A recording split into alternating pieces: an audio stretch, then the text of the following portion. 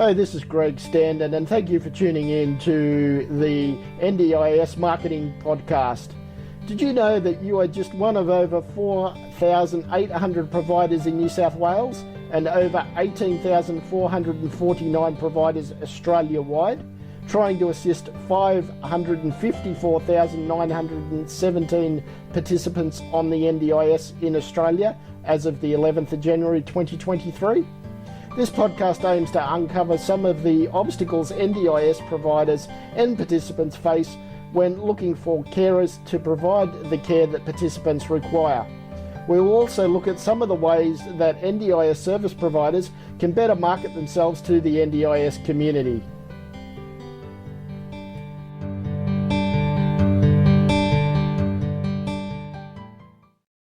And welcome to the NDIS Marketing Podcast.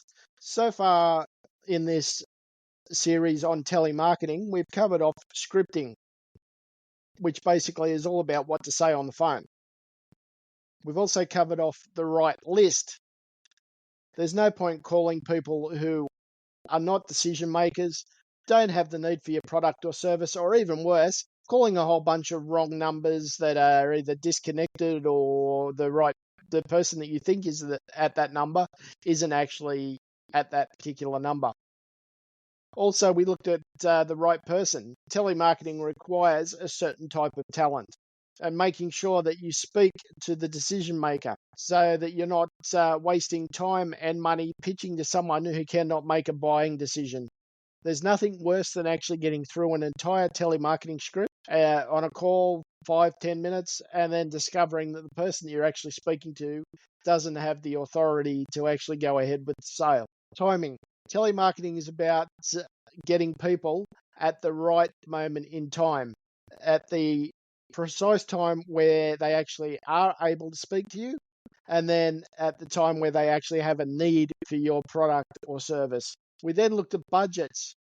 Now, without a budget, you could be wasting time and money on marketing that actually produces absolutely nothing. Negotiation skills.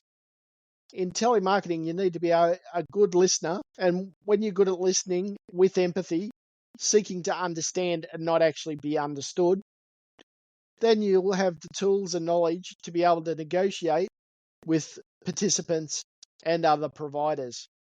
Now, in part 3 of this series on telemarketing, today we'll look at the importance of product knowledge in marketing, the importance of empathy and understanding. Also, knowing who your target audience is. So let's get into it.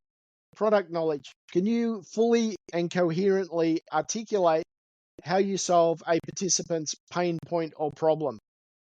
If you can't do this with confidence and without thinking about it, then basically you've lost the participant at hello because you've failed to make a connection with them. Sales and marketing is simple. Participants have a problem, and they're looking for someone that can actually solve that problem. There's actually 5 elements to this, and the first element is core benefit.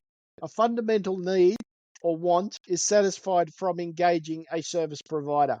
That could be, for example, an OT providing an assessment and a report on a vital piece of equipment that a participant needs without compromising that participant's other supports. Then we look at generic product or service, and that is the basic bare level needed for a participant to be able to function in society and stay alive. For example, the difference between a $5,000 manual wheelchair and a $35,000 electric wheelchair. Fundamentally, they both do the same thing. They get a participant from A to B. But which one of those is best for the participant's needs at that moment in time and also into the future? Then we look at expected product or service. And this is all about what the participant expects and what their expectations are. Does your product or service do what the participant expects it will do when they use your product or service, especially when they use it repeatedly over a long period of time? Then there's augmented product or service. And this is where you start talking about different options for your product or service and how they differ from the other 189,517 providers, according to the NDIS data Q4 for 2022-23.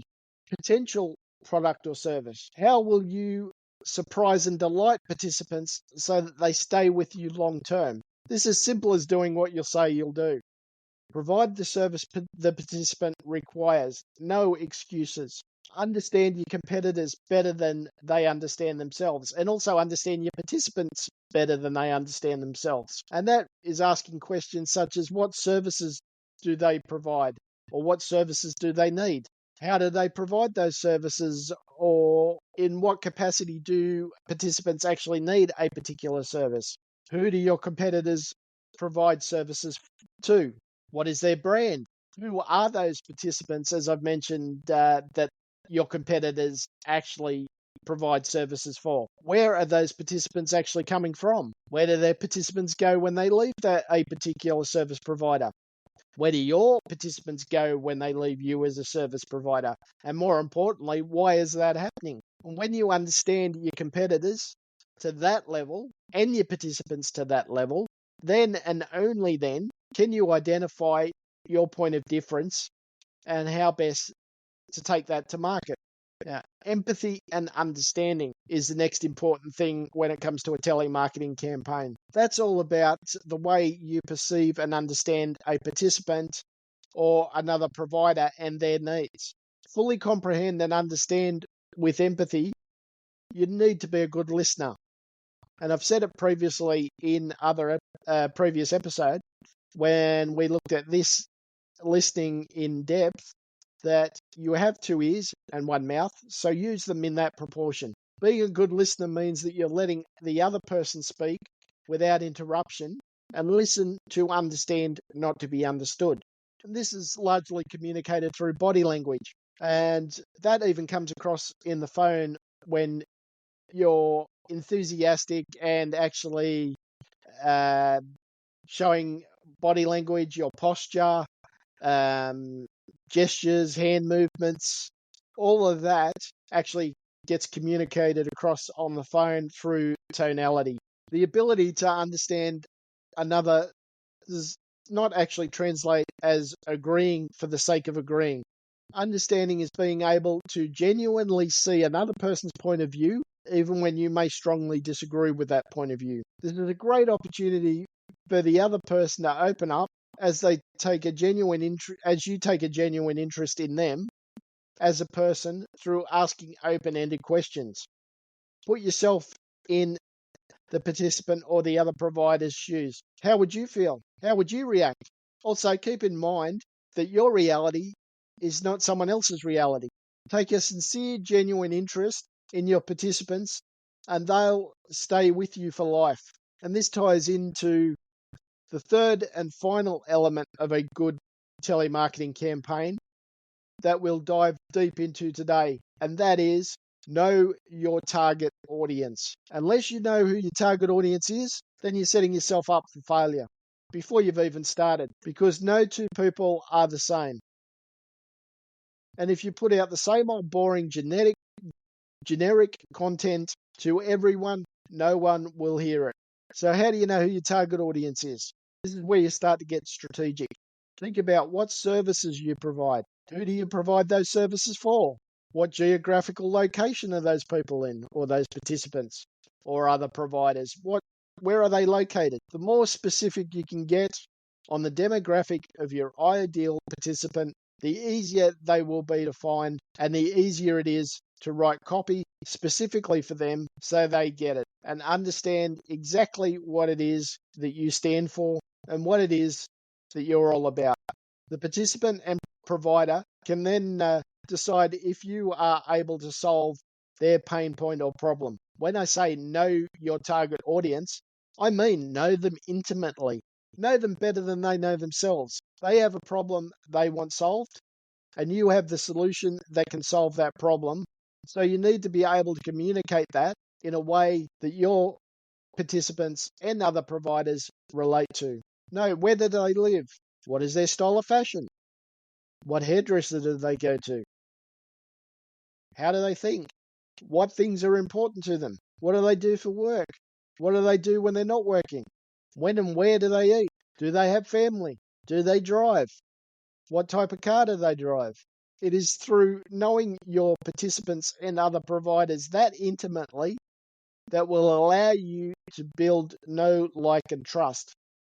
So they will know you are the best provider to solve their needs because they will feel heard and understood. Now, in our next blog, I'll start to wrap up this series on telemarketing, where we look at the importance of good systems and the legalities and legislation around telemarketing. All the do's and don'ts, what could happen if you don't comply with relevant laws and legislation. I hope you've enjoyed this episode, and we look forward to wrapping up this series on telemarketing next week. And remember, the phone is your best friend. And if you require any further information or support, go to our website, www.hasslefreemarketing.com.au for more information, or email me, greg@hasslefreemarketing.com.au, and we look forward to speaking to you again next week.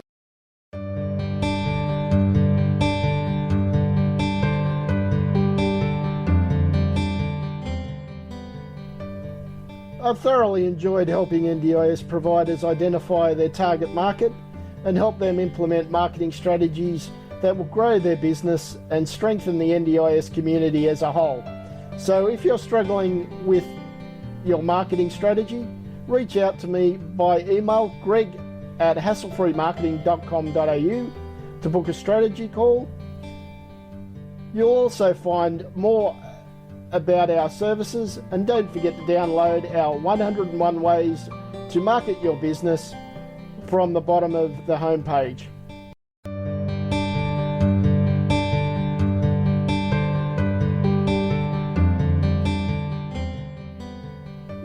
If you'd like to know more about marketing your NDIS business and services to your ideal clients, then head to www.hasslefreemarketing.com.au, where you'll find a bunch of marketing options to suit every budget.